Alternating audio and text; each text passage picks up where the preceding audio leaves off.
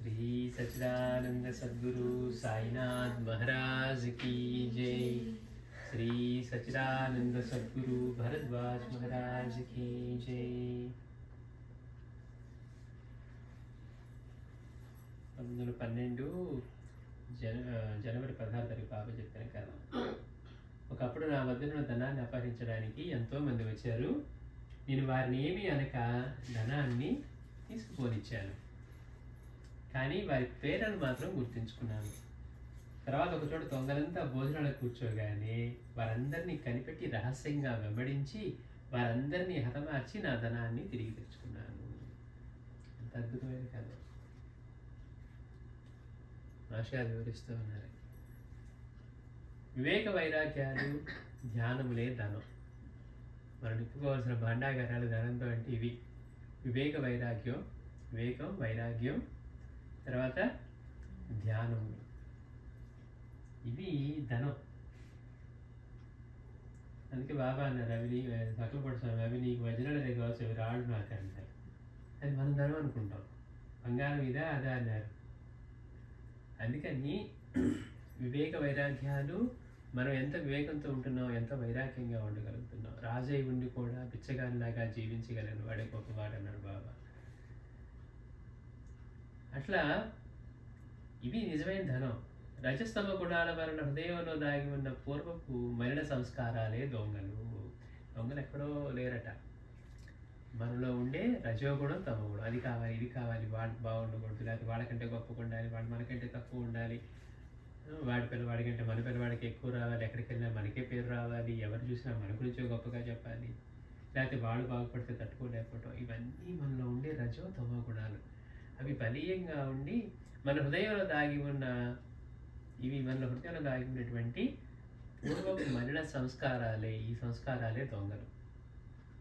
మనం ఎంత గొప్పకు వెళ్ళినా మన మనసులో ఇవన్నీ ఉన్నాయా అని మనం చెక్ చేసుకోవాల్సింది.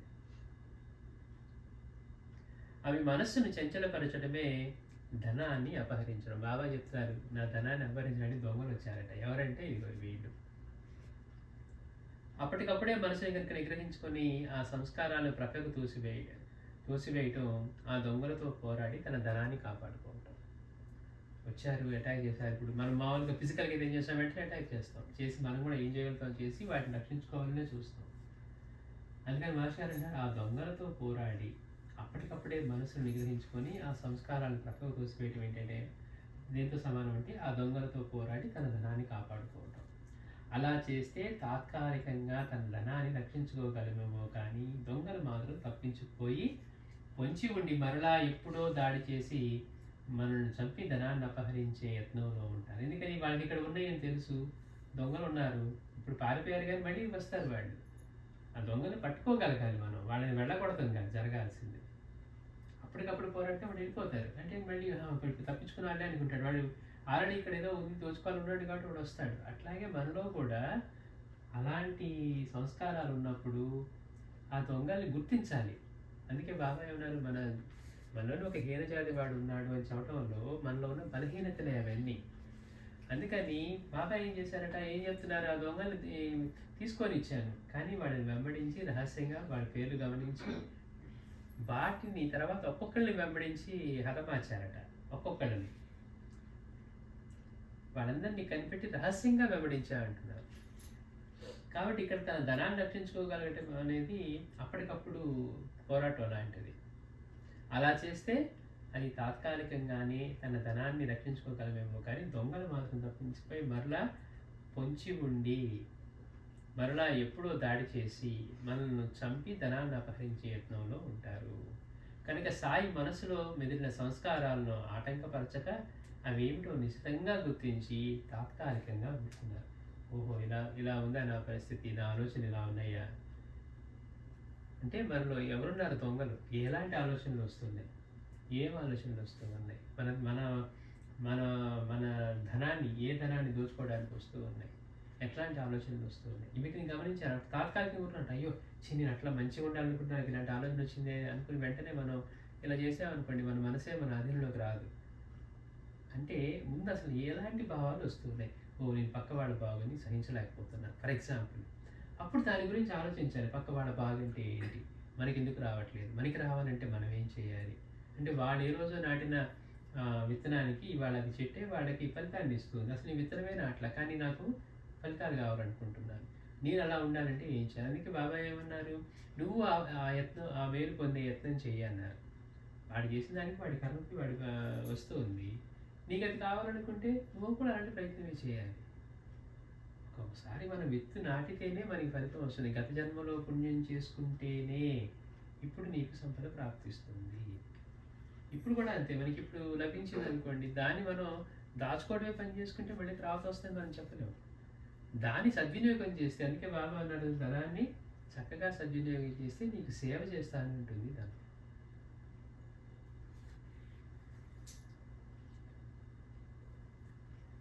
కనుక సాయి మనసులో మేలిన సంస్కారాలను ఆటంకపరచగా అవేమిటో నిజంగా గుర్తించి తాత్కాలికంగా బాబా ఊరుకున్నారు. తర్వాత ఒక్కొక్క దాని గురించి తీవ్రమైన వివేకంతో ఆలోచించి, అంటే రహస్యంగా వెంబడించారంటారు కదా, తీవ్రంగా వాటి గురించి వివేకంతో ఆలోచించి వాటిని నశింపజేశారు.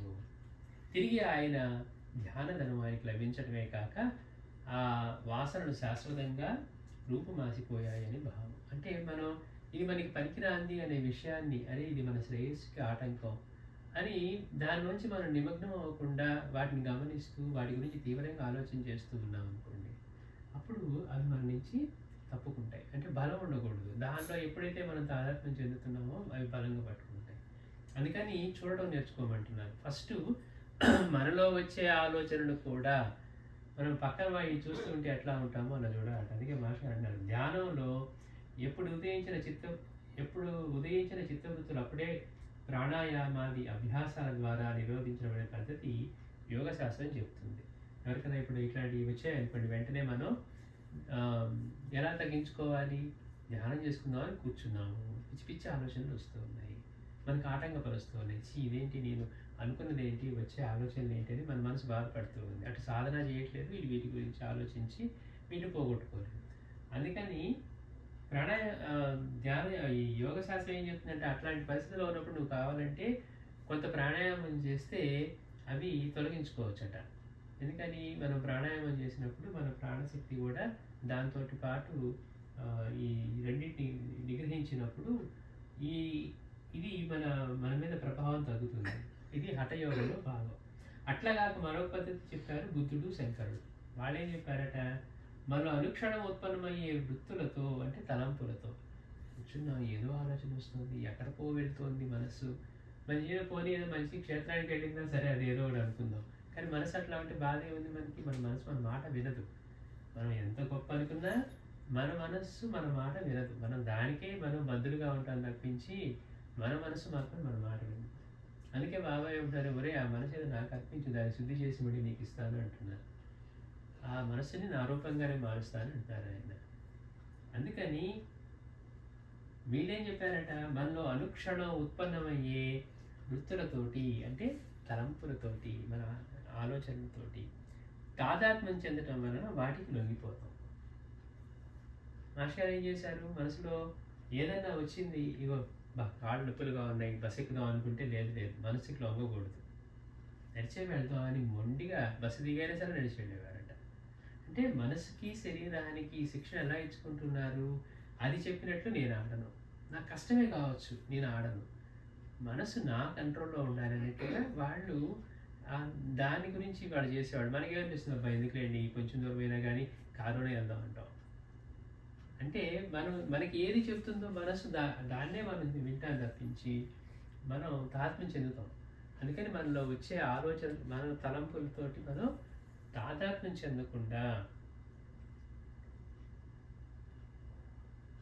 చెందటం వల్ల లొంగిపోతాము. అవి ఇది తెలిసి అభ్యాసి తనలో ఉత్పన్నమయ్యే విషయ చింతనను తటస్థుడై నిశ్చితంగా గమనిస్తూ ఉంటే వాటితో తాదాత్మ్యం చెందే సంస్కారం నశిస్తుంది. ఎప్పుడైతే మనం తటస్థ మనలో వస్తున్నాయా, వస్తాయండి నాకేం సంబంధం లేదు, అవి పక్కన వాళ్ళకి వస్తే చూస్తే ఎలా ఉంటామో అలా చూస్తూ వాటి గురించి ఆలోచన చేయాలి తప్పించి అవి నేను బాధపడుతున్నాయండి, మీకు ఇట్లాంటి ఆలోచనలు వస్తున్నాయి మనం బాధపడకూడదు. ముందు వాటిని గుర్తించి తటస్థంగా ఉండి పక్కన వాడికి జరిగితే ఎట్లా చూస్తాం అట్లా చూడాలంట మనలో వచ్చే ఆలోచన. అంటే ఏంటి, మన ఇన్వాల్వ్మెంట్ పోతుంది. ఎప్పుడైతే మన ఇన్వాల్వ్మెంట్ పోయిందో ఆటోమేటిక్గా అది బలహీనపడుతుందట. మరొకరికి వస్తున్న తలంపులను చూస్తున్నట్లుగా నిర్లిప్తంగా ఉండగలుగుతాం. చేతికర్రకు ఇప్పుడు ఒక నడవలేని వాడు చేతికర్ర పట్టుకొని నడుస్తారు. కర్రలో బలం ఉంటుందా? కర్ర ఎవరికైనా ఒకటే బలం. మరి నడిచేవాడికి ఎలా వస్తుందంటే ఆ వ్యక్తిలో ఉన్న బలాన్ని చేతికర్రను పట్టుకోవటం. అంటే ఆ కర్రకి బలం ఎక్కడి నుంచి వస్తుంది? మనం పట్టుకొని మన ఏ వ్యక్తి అయితే పట్టుకుంటున్నాడో ఆ వ్యక్తిలోంచి ఆ బలం వస్తుంది. అంటే మహర్షి గారు చెప్తున్నారు. అసలు ఎంత ఎగ్జాంపుల్ అంటే చేతికర్రకు మనం నిలబెట్టే శక్తి మనం దానిని పట్టుకోవడం వల్లే కలిగినట్లు విషయ వాసనలకు మన తాదాత్మ్యం వల్లనే బలం చేకూరుతుంది. ఆ మనసులో వచ్చిన ఆలోచన దానివల్ల ప్రయోజనం లేదు.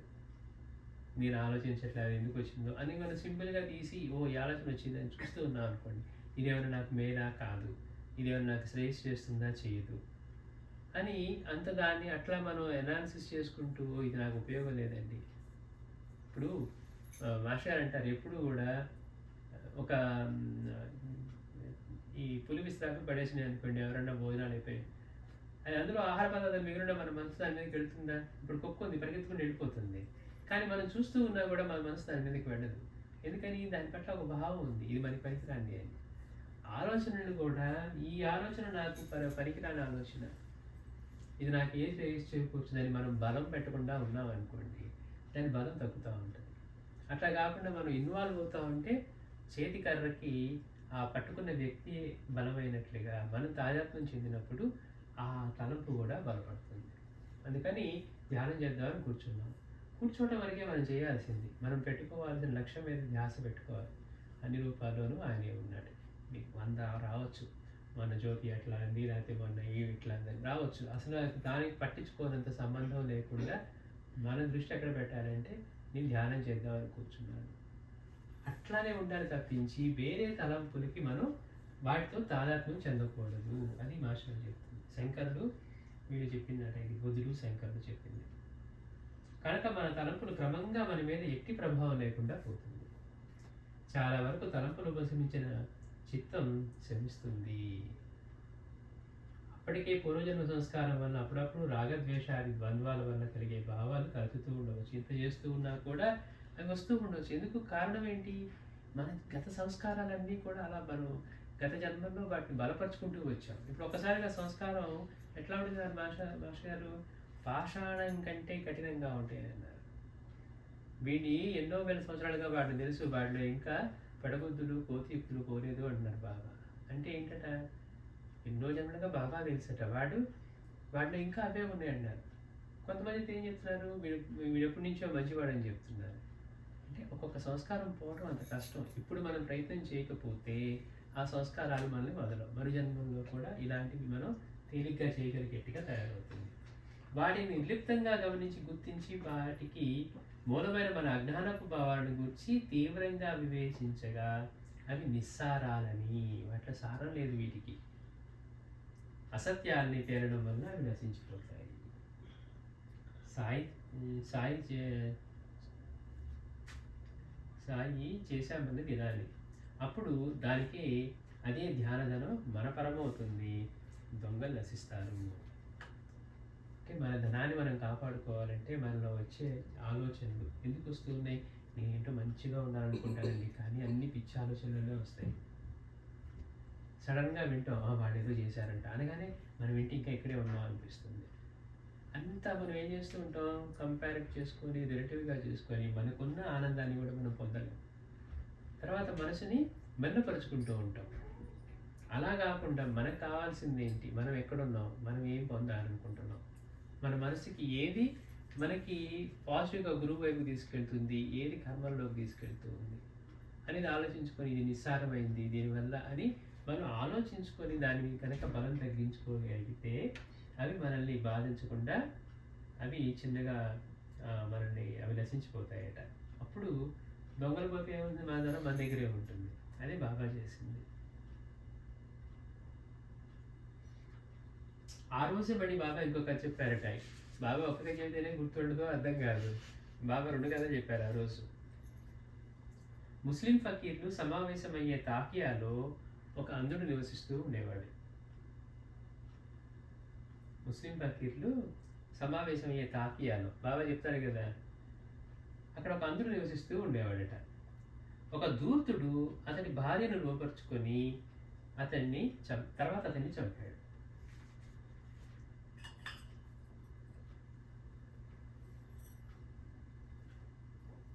ముస్లిం ఫకీర్లు సమావేశమయ్యే తాకియాలో పాపం ఒక అంధుడు నివసిస్తూ ఉన్నాడట. అయితే ఒక దూర్తుడు ఏం చేశాడట, ఇతను అంధుడు అవటం వల్ల అతని భార్యను లోపరుచుకొని తర్వాత అతన్ని చంపాడు. చావడిలో 400 మంది విచారణ జరిపి ఆ దూర్తుడికి అంగవిచ్ఛేదం చేయాలని తీర్పు చెప్పారు. చావడిలో తాకియాలనేమో ఇతను ఉన్నారు, ఆ భార్యను లోపరుచుకున్నారని చెప్తున్నారు, తర్వాత అతన్ని చంపారని చెప్తున్నారు. అయితే చావడిలో 400 మంది విచారణ జరిపి ఆ దూర్తుడికి అంగవిచ్ఛేదం చేయాలని తీర్పు చెప్పారు. ఆ శిక్షను అమలు చేసేవాడు అతనికి అలానే చేశాడు. కానీ ఆ పనిని కేవలం తన ధర్మంగా కాక అతడిపై తనకు గల కోపం కారణంగా నిర్వహించాడు. బాబా చెప్తున్న కళలో ఇప్పుడు అతనికి చేసిన తప్పు పనికి 400 మంది విచారణ జరిపి, అంటే మరి అతని భార్యను లోపరుచుకున్నారు, పైగా అతన్ని కూడా చంపేశాడట. తర్వాత తెలిసి ఏం చేశారు, ఒక 400 మంది చావిడిలో అతని విచారణ చేసి అతనికి శిక్ష విధించారు. అయితే ఆ శిక్ష విధించేవాడు వాడేం చేశాడట, అతనికి చేశాడు, శిక్ష విధించాడు, కానీ ఆ పనిని ఎట్లా చేశాడు, వీడికి అంతకుముందు వాడి మీద ఏదో ఉంది. అందుకని ఆ పనిని కేవలం ఇప్పుడు జైలులో వాటిలో ఉన్న వాళ్ళకి పెద్ద పెద్ద ఘోరాలు చేసిన వాళ్ళకి మరణశిక్ష విధిస్తారు. ఎవరో ఒకటి చేస్తారు కదా ఆ పనిని, వాళ్ళకి ఆ పని చేయడమే వాళ్ళ ధర్మం. మరి వాడికి ఆ పని ఇచ్చారు, అది చేయటమే వాడి ధర్మం. చేసేటప్పుడు మళ్ళీ వాడి విచక్షణ పెట్టి వీడు నాకేమైనా ద్రోహం చేశాడా, లేకపోతే వీడు నాకు మంచివాడా, ఇట్లా ఆలోచిస్తూ ఉన్నాడు అనుకోండి, వాడి ధర్మం కాకుండా మళ్ళీ వాడి భావాన్ని తీసుకొస్తే, లేకపోతే వాడి వల్ల వీడు కూడా నష్టపోయి ఉంటే, అబ్బా మంచి అవకాశం దొరికింది, నేరుగా అయితే చంపలేను, ఇప్పుడు వాడికి శిక్ష విధించమన్నారు, నేను ఏం చేసినా కానీ, ఎంత ఖచ్చితంగా కోపంతో చేసినా కానీ నేను శిక్ష విధించిన వాళ్ళకి కనపడతాను, కానీ నా మనసులో భావానికి తెలియదు కదా అనిపించవచ్చు. అందుకని ఇక్కడ కూడా ఇతను ఏం చేశాడంటే, ఈ శిక్ష విధించిన వాడు ఆ పని చేశాడు, కానీ అది కేవలం తన ధర్మంగా కాక అతడిపై తనకు గల కోపం కారణంగా నిర్వహించాడు. ఆ కారణంగా తర్వాత ఆ నేరస్తుని కొడుకుగా జన్మించాడు. చూడండి, రుణానుబంధాలు ఎలా ఉంటాయో ఇవి కనుక అర్థం కాకపోతే ఎంతో చిన్న కోపమే కదండి. వాడు ఏం చేశాడు, ఎట్లా చంపాలని వాడికి ఇచ్చారు, కానీ వాడు కోపంగా చంపాడు. అంటే వాడికి ఉన్న పగతోటి ఏమైందట అంటే వీడు మళ్ళీ వాడి కొడుకు పుట్టాడట. ఇది బాగా చెప్పాను కదా. ముస్లిం ఫకీర్ సమావేశం అయ్యే తాకేయాలో ఒక అంధుడు నివసిస్తూ ఉండేవాడు. ఒక దూతుడు అతని భార్యను లోపరుచుకొని తర్వాత అతన్ని చంపాడు. చావడిలో 400 మంది విచారణ జరిపి అతనికి ఆ దూతుడికి అంగవిచ్ఛేదం చేయాలని తీర్పు చెప్పారు. ఆ శిక్షను అమలు చేసేవాడు అతనికి అలానే చేశాడు, కానీ ఆ పనిని కేవలం తన ధర్మంగా కాక అతనిపై తనకు గల కోపం కారణంగా నిర్వహించాడు. ఆ కారణంగా తర్వాత ఆ నేరస్తుని కొడుకుగా జన్మించాడు. అంటే ఎట్లాంటి రుణానుబంధాలు ఏర్పడతాయో, అంటే మళ్ళీ ఇందాక చెప్పుకున్నాం కదా మాస్టర్ చెప్పిన వివరణలో, ఇప్పుడు కనుక మనం మౌనం వహించి వాటిని నిర్లిప్తంగా ఉండకపోతే, అలానే మనసులో ద్వేషం వహిస్తే, మళ్ళీ జన్మల్లో కూడా ఆ వ్యక్తి చాలా బాధించబడే కర్మబంధంలోనే చిక్కుకుంటామని చెప్తున్నారు. మరి ఇక్కడ అదే జరిగింది కదా. ఇక్కడ చూసారా, మళ్ళీ వాడి కొడుకుగా పుట్టాడట. వీడు రుణానుబంధం ఎట్లా తయారైంది చూడండి. కొడుకుగా పుట్టాడు, బాగా కొడుకుగా పుట్టి ఊరుకుంటాడా? దానికి మాస్టర్ వివరిస్తున్నారు. ధర్మాన్ని అమలుపరచడంలోనైనా సరే కేవలం ధర్మబుద్ధితోనే వ్యవహరించాలి. చేసే పని మంచిది ధర్మమైనా కూడా ఆ ధర్మాన్ని మనం అవలంబించేటప్పుడట, అమలుపరిచేటప్పుడు కేవలం ధర్మబుద్ధితోనే వ్యవహరించాలి. అలాగాక రాగద్వేషాలకు తావిస్తే అది కూడా ఒక రుణానుబంధంగా మారి హీనగతిని కలిగిస్తుంది. ఎందుకు రాగద్వేషాలు జయించితే తప్పించి మనకి ఏ ప్రయోజనం లేదు అంటే కారణం ఇది. మనం చేసే ప్రతి పనిలో నుంచి కూడా మనం మళ్ళీ ఏదో మొక్కలేసి పెంచుకున్నట్టుగానే ఒక్కొక్క దానిలోంచి ఒక్కొక్కటి రుణానుబంధాన్ని మనం పెంచుకుంటూ వాటి చేత బాధించబడేట్టుగా తయారవుతుంది. అందుకని మాస్టర్ చెప్తున్నారు, ధర్మాన్ని అమలుపరచడం సరే కేవలం ధర్మబుద్ధితో వ్యవహరించాలి. అలాగాక రాగద్వేషాలకు తావిస్తే అది కూడా ఒక రుణానుబంధంగా మారి హీనగతిని కలిగిస్తుంది. అట్టి వికారాలు లేకుండా కేవలం ధర్మబుద్ధితో చేయబడిన కర్మ చూడడానికి ఎంత కఠినమైనదిగా కనిపించినా ఎట్టి పాపానికి కానీ కర్మబంధానికి కానీ కారణం కాగలదు. చూస్తానికి కఠినంగా ఉంది. వాడు మామూలుగా ధర్మంగానే శిక్ష విధించాడు అనుకోండి, అతనికి శిక్ష విధించమన్నారు, విధించాడు అనుకోండి, వాళ్ళ మనసులో ఇంక వేరే భావాలు కానీ ధర్మంగా ఉంటే వాడికి ఎంత క్రూరమైన పని చేస్తూ ఉన్నా, వాడి తల తీసేయమన్నారు, ఇంకో చెయ్యి తీసేయమని ఏదన్నా కానివ్వండి, చూస్తానికి అది ఎంత క్రూరంగా ఉన్నా వాడిలో వేరే రాగద్వేషాలు లేవు ఆ వ్యక్తి పట్ల. వాడు చేసే పని ధర్మంగానే చేస్తున్నాడు. వాడు ఉద్యోగ ధర్మమో ఇదంతే వాడికి ఇచ్చిన ధర్మంగానే చేస్తూ ఉన్నాడు అనుకోండి. వాడు ఎంత క్రూరమైన పని చేస్తూ ఉన్నట్లు మనకు అనిపించినా కానీ వాడికి ఏ పాపం అంటుకోదట.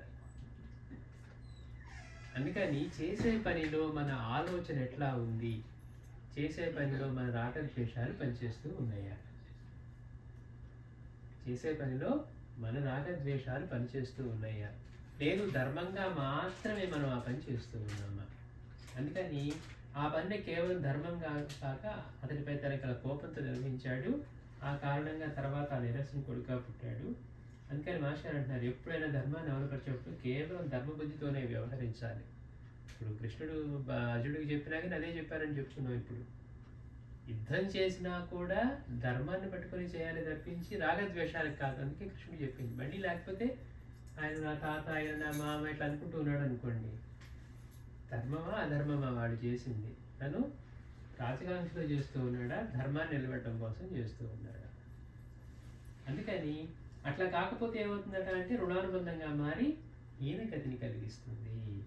అట్టి వికారాలు లేకుండా కేవలం ధర్మబుద్ధితో చేయబడిన కర్మ చేసిన పని చూడటానికి ఎంత కఠినమైనదిగా అనిపించినా కూడా అది ఎట్టి పాపానికి కానీ కర్మబంధానికి కానీ కారణం కాచాలు. ఒక్క చిన్న రాగద్వేషం అంటే మనసు వాడిలో ఎప్పుడైతే రాగద్వేషాలతో వాడు నన్ను అంతకుముందు బాగా పెట్టాడు, ఇప్పుడు అవకాశం వచ్చింది, వీటి తల తీసేయమన్నారు అని తీసాడు అనుకోండి, అయిపోయింది. ఆ ఒక్క రాగం వాళ్ళలో ఉన్న ఆ రాగద్వేషాల ద్వేషం వలన, రాగం కూడా అంతే, ద్వేషం వలన ఇక్కడ ఏమవుతున్నాడంటే మళ్ళీ రుణానుబంధం పెట్టుకుంటున్నాడు వాడితో. మళ్ళీ తర్వాత జన్మల్లో వీళ్ళిద్దరికి సైకిల్ ఇక సాగుతూ ఉంటుంది.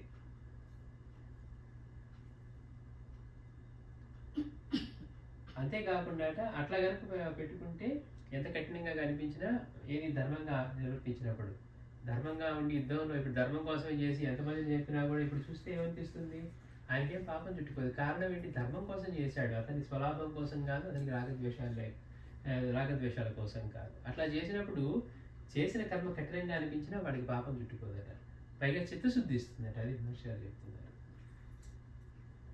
తెలియక ఏమంటారు, అబ్బాయి చూడండి కృష్ణుడు ఎట్లా చెప్పి అర్జునుడు యుద్ధం ఆపేసినా కానీ ఆయన మళ్ళీ ఇంత భగవద్గీత చెప్పి అతన్ని కార్యోన్ముఖుడిని చేసి యుద్ధం చేయించాడు అంటారు. అప్పటికి మళ్ళీ వాళ్ళకి అది కూడా తెలియదు. కృష్ణుడు ధర్మం చెప్పి వదిలేశాడు, చేయటమా చేయకపోవటమా కూడా నీకే ఉంది, ఆ విషయం చెప్పరు. కృష్ణుడు యుద్ధం చేయించాడని చెప్తారు. అంటే మన అవగాహన మనకు లేనప్పుడు ఏమనిపిస్తుంది, చాలామంది అది ఎంతమంది చావుకి కారణమయ్యాడు కృష్ణుడు అంటారు. అంటే వాళ్ళకి తెలిసింది అంతే. అర్జునుడికి చెప్పినప్పుడు ధర్మం చెప్పిన తర్వాత కూడా ఇది ధర్మం, నీకు ఇష్టం వచ్చినట్లే చెయ్యన్నారు, అంతే తప్పించి నువ్వు పోరాడాల్సిందే అలా. నువ్వు చేసే పని తిరిగి వాళ్ళకి పని, కానీ ధర్మం కోసం పోరాడు, రాగద్వేషాలతో కాకుండా అని. అలా చేసినప్పుడు యుద్ధంలో ఒకవేళ 1,00,000 మందిని చంపినా కూడా పాపం రాదు, ఎందుకని ధర్మం కోసమే చేసినట్లు అవుతుంది. పైగా చిత్తశుద్ధిని కూడా ఇస్తుంది. ఈ సత్యాన్ని భగవద్గీతలో కృష్ణుడు అర్జునుడికి బోధిస్తాడు. ధర్మయుద్ధంలో బందుకోటిని చంపినా దాని పాపం వారిని ధర్మబద్ధంగా శిక్షించక మమకారంతో విడిచిపెట్టడం వల్ల వస్తుంది. మమకారంతో డాని వాళ్ళని శిక్షించండి, మా వాళ్ళు ఎట్లా అండి, వాళ్ళు అధర్మమే చేశారు, ఘోరమే చేశారు, అయినా కానీ వాడు మా వాళ్ళే కదండి, వాడిని విడిచివేస్తాను అన్నాడు అనుకోండి, వాడికి భయంకరమైన పాపమే వస్తుందట. ఇట్లా పై కథలో అక్రమంగా పరభార్యను లోబర్చుకొని ఆమె భర్తను చంపిన వానికి పాప ఫలితాన్ని సాయి వివరించక అతన్ని ద్వేషంతో శిక్షించిన వాడికి కలిగిన దుష్ఫలితాన్ని వివరించడం గమనార్హం. వాడికి ఏమొచ్చిందో చెప్పలేదట. చూడండి ఎంత అంటే బాబా ఏమి చెప్పాలో కీలకం ఏదో అదే చెప్తున్నారు. మాట్లాడారు పై కథలో అక్రమంగా పరభార్యను లోపరుచుకొని ఆమె భర్తను చంపిన వారికి పాప ఫలితాన్ని సాయి వివరించక, మరి వాడి కదా ఘోరమైన పాపం చేసింది, వాడి సంగతి చెప్పట్ల, వాడికి ఏం పాపం వచ్చిందని. బాబా ఎవరి సంగతి చెప్తూ ఉన్నారు? ఎవరైతే ఈ దుర్మార్గుడికి శిక్ష విధించాడో, శిక్ష విధించేవాడు ఎలాంటి వాడి భావం మనసులో పెట్టుకొని శిక్ష విధించాడో వాడికి కలిగిన ఫలితం చెప్పారు. వాడు వీడి కొడుకుగా పుట్టాడు మరు జన్మలో అన్నారు. మరి వీడికేమేంటిది, ఇంత ఘోరం చేశాడు కదా, మరి ఆ భర్తని చంపాడు, పాపం గుడ్డివాడిని చంపాడు, మరి ఆయన భార్యని లోపరుచుకున్నాడు, వీడికి ఎంత భయంకరమైన శిక్ష పడుతుంది అది చెప్పలేదట. ఎవరైతే ధర్మాన్ని వదిలి పని చేసేటప్పుడు, శిక్ష విధించేటప్పుడు రాగద్వేషాలకు లోనై ఆ ధర్మాన్ని వాడు నిర్వర్తించాడు, అధర్మాన్ని నిర్వర్తించాడో వాడికే శిక్ష పడిందో చెప్పారంటారు. అందుకని అది గమనించమంటారు మాస్టర్ గారు. వాడి కదా చెప్పాల్సింది, అంత ఘోరమైన పాపం ఫస్ట్ వాడు చేపట్టి కదా వీడికి శిక్ష పడింది అనిపిస్తుంది మనకి. మన ఆలోచన ఎలా ఉంటుంది, అవునండి వాడు అంత ఘోరమైన తప్పు చేశాడు కాబట్టి పడింది, మరి వాడి అసలు అంత పాపం చేసిన వాడికేం శిక్ష అయింది అది చెప్పట్లా బాబా. ఇక్కడ ఏం చెప్తున్నారట అంటే, పై కథలో అక్రమంగా పరభార్యను లోపరుచుకుని ఆమె భర్తను చంపిన వానికి వచ్చిన పాప ఫలితాన్ని సాయి వివరించక వాడికి ఏమొచ్చిందో చెప్పలేదు.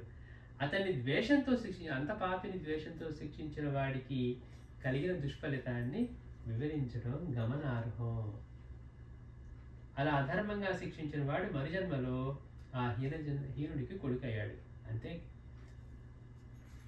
అంతేకాదే ఆ హీనుడికి అంగవిచ్ఛేదనం అయ్యాక జన్మించాడు. అంటే ఆ హీనుడి భార్యను మరొకరు లోపరుచుకోవడం వలన జన్మించాడని తలసాలి. చూడండి ఎంత లోతైన ఇది ఉందంటే ఇందులో. మరి అది శిక్ష విధించిన తర్వాత వాడి కొడుకుగా పుట్టాడు అంటే, అందుకని మాస్టర్ అంటున్నారు, అంటే మళ్ళీ ఇతని భార్యను కూడా వేరే ఎవరో లోపరుచుకోవడం వల్ల జన్మించాడని తలచాలి. తాను ఎవరిని శిక్షించాడో వాడి పాప ఫలంలో కూడా అలా శిక్షించిన వాడు భాగస్వాముడయ్యాడు. అసలు మనకి అర్థం కాని విషయాలు అన్నమాట ఇవన్నీ. తాను ఎవరిని శిక్షించాడో వాడి పాప ఫలంలో కూడా అలా శిక్షించిన వాడు భాగస్థుడయ్యాడు. అంటే వాడు అంత ఘోరమైన పాపాలు చేశాడు కదా, వాడిని శిక్షించడంలో ఇలా అధర్మంగా ప్రవర్తించినందుకు వాడి పాప ఫలంలో కూడా వీడు భాగం అయ్యాడు. అందుకే సాయి వేరొక చోట మనల్ని ఎవరన్నా కష్టపడితే దేవుణ్ణి స్మరించి తొలగిపోవాలని, ద్వేషాన్ని వహించకూడదని, ద్వేషం ఉండకూడదని, మనల్ని ఎవరన్నా బాధ పెడితే మనం ఎవరి చేతన్నా మనల్ని ఎవరన్నా కష్టపెడితే దేవుని స్మరించి తొలగిపోవాలని, ద్వేషాన్ని వహించకూడదని, అతనికి తగిన శిక్ష దేవుడే విధించాలని కానీ, లేక వాడి కర్మ వాడిని కట్టి కొడుపాలని కోరుకోకూడదట.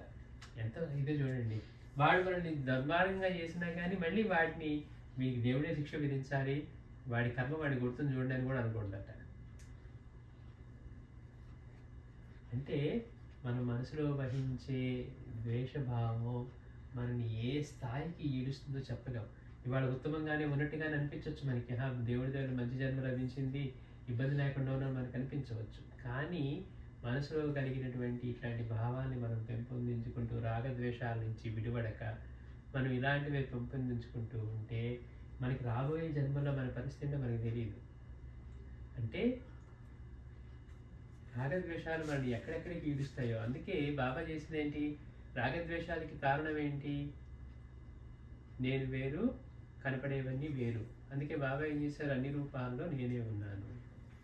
చరిత్ర పారాయణం చేస్తే మన మనసుకు తట్టే మొదటి ఆలోచన, బాగా పారాయణ చేస్తే మనకి కలగాల్సిన ఆలోచన ఏంటి, అన్ని రూపాల్లోనూ సాయే ఉన్నారు. మనం ఎవరిని నిందించినా ఆయనకే తగులుతుంది, మనం ఎవరిని దూషణ చేసినా ఆయనకే తగులుతుంది, అన్ని జీవుల్లో ఆయనే ఉన్నారు నాతో సహా అని ఆయన నిరూపణ ఇచ్చారు.